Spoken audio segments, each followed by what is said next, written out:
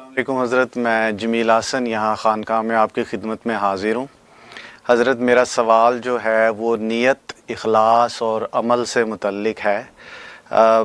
مثلاً ہم گھر سے یہ نیت کرتے ہیں کہ عشاء کی نماز کے لیے ہم مسجد جائیں گے، پورے اخلاص کے ساتھ یہ نیت کرتے ہیں، اور جب مسجد میں آ کے نماز اچھی طرح نہ پڑھ سکیں تو ظاہر ہے اس کا یہ مطلب ہے حضرت کہ ہماری نیت ٹھیک نہیں تھی، پورے اخلاص سے ہم نہیں آئے مسجد میں۔ تو ان تینوں کا تعلق جو ہے اس کا ایک ہی نہج پہ ہونا ضروری ہے، نیت، اخلاص اور عمل کا، اللہ تعالیٰ کی خوشنودی پانے کے لیے۔ یہ اس سلسلے میں رہنمائی فرما دیں۔ جی بہت شکریہ جمیل صاحب، سوال کرنے کا حضرت سے پوچھتے ہیں۔ ماشاءاللہ ماشاء جمیل حسن جو ہے وہ ہمارے مستقل جو ہے وہ ویور ہیں، بلکہ خانقاہ میں تشریف لاتے ہیں، بلکہ ہماری خانقاہ کے پڑوسی بھی ہیں۔ اللہ ان کو برکت عطا فرمائے۔ اچھا سوال کیا ہے کہ نیت ہم گھر کے سے کر کے چلتے ہیں، اور لیکن مسجد میں آتے ہیں، عمل جو ہے اس لیول کا نہیں ہو سکتا جس لیول کی نیت ہوتی ہے۔ تو جواب اس کا یہ ہے کہ اصل میں اس میں تو یہ انسان کی نیچر ہے کہ جس لیول کی انسان نیت کرتا ہے، عمل اس لیول کا نہیں ہو پاتا۔ کوئی انسان بشری تقاضوں سے مارا ہوا ہے، کمزور ہے، لیکن حدیث میں اس لیے فرمایا کہ نیت المومن خیر من عملہ، کہ مومن کی نیت اس کی عمل سے بہتر ہوتی ہے۔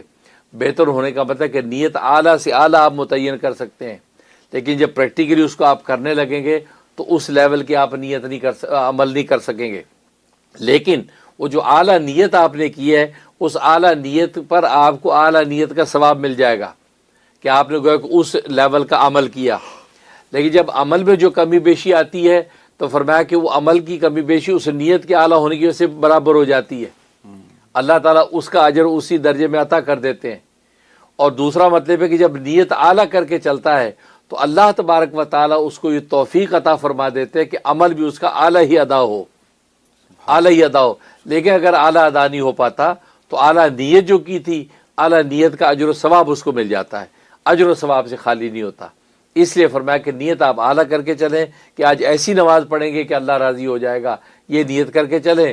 جب پڑھنے لگے تو ظاہر ہے کہ اس درجے کی نماز نہیں پڑھ سکے، نیت کی وجہ سے اللہ تبارک و تعالی، جیسے میں نے پہلے بتایا کہ انسان جب بولتا ہے تو لوگوں کے تو کان اس کو سنتے ہیں، اللہ بولنے والے کے دل کو جھانکتا ہے۔